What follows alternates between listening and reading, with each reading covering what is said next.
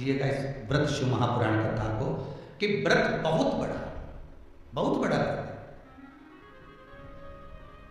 तो उसको छोटा करने का भी तो तरीका शास्त्र में कहा गया है। गुरुजी, हरतालिका तीज का व्रत इतना भारी होता है, करवा चौथ का व्रत इतना भारी होता है, तीज का व्रत इतना भारी होता है कि हम कुछ भी नहीं खाते, यहां तक कि मुख में जल भी आता है ना तो उसको भी हम निकल नहीं सकते। अब इतना भारी व्रत, और शास्त्र कहता है कि हरतालिका तीज का उद्यापन तो पहले होता ही नहीं, एकादशी का तो हो जाता है। और यहां तो हरतालिका तीज का, अब एकादशी का तो आप 26 एकादशी जब आपकी पूरी हो जाए, 3 वर्ष बाद अधिक मास आ जाए, 26 पूरी एकादशी का व्रत करो, 11 पर करो, तुम्हारी मर्जी पड़े, 26 एकादशी पर जब व्रत करोगे तो ये आपके ऊपर है, 26 पर करो। पर हरतालिका तीज का जो व्रत है, इसका उद्यापन तो ना तो पहले हो और इसका उद्यापन ना 13 वर्ष के पहले हो, इसका उद्यापन तो जब तक कन्या हो, चाहे स्त्री हो, चाहे नारी हो, चाहे पुरुष हो, हरतालिका तीज का अगर उसको उद्यापन करना है तो 13 वर्ष तक तो आपको व्रत करना ही पड़ेगा, उसके बाद ही इसका उद्यापन।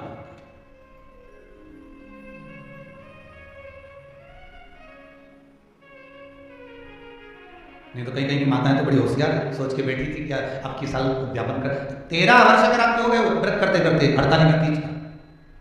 हरतालिका तीज जानते हो ना?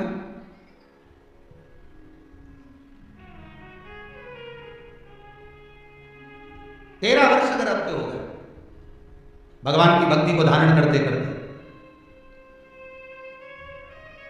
13 वर्ष अगर आपके हो गए हैं भगवत स्मरण करते करते, उसके बाद में आप बड़े प्रेम से, बड़े आनंद से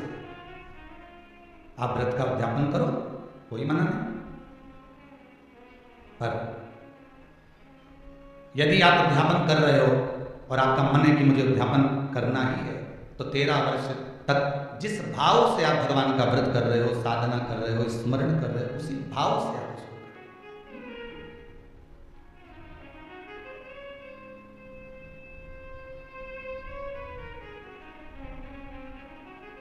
गणेश चतुर्थी के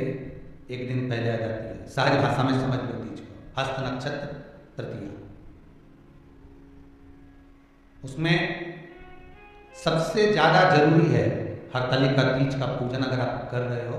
और हरतालिका तीज का अगर आप स्मरण कर रहे हो, तो उसमें सबसे ज्यादा अगर कोई जरूरी है तो शंकर भगवान जहां विराजमान होते हैं उनके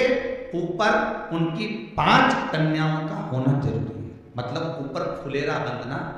जरूर। फुलेरा का मतलब जानते हो, एक जैसे शंकर भगवान नीचे विराजमान है, ऊपर जो जलाधारी बनती है ना, तो जलाधारी की जगह पर शंकर भगवान की हरतालिका तीज के दिन जब नारियां पूजन करती हैं, माताएं पूजन करती हैं, कन्याएं पूजन करती हैं, तो उसमें जलाधारी की जगह फुलेरा बनता है, मतलब फूल की मालाएं उसमें लटका दी जाती है। अब कितनी माला लटकाना चाहिए, प्रयास करना चाहिए कम से कम 5 माला उसमें होना जरूरी है, और 5 से ज्यादा भी लटकाओगे चलेगा, पर 5 से कम नहीं होना चाहिए फुलेरा। 5 कौन कौन है ये? जया, विषहरा, सामरीवाली, दौतली, देव, शंकर भगवान की 5 बेटियां। इससे अधिक अगर आप लटका रहे हो तो शंकर भगवान की और भी बेटियों का व्याख्यान है, मनसा है, अशोक सुंदरी है,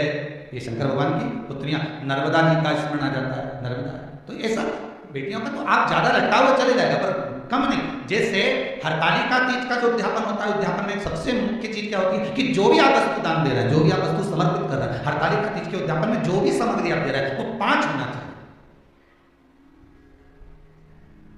जैसे फुलेरा का वर्णन किया कि फुलेरा 5 माला से ज्यादा होकर चलेगा, पर 5 से अधिक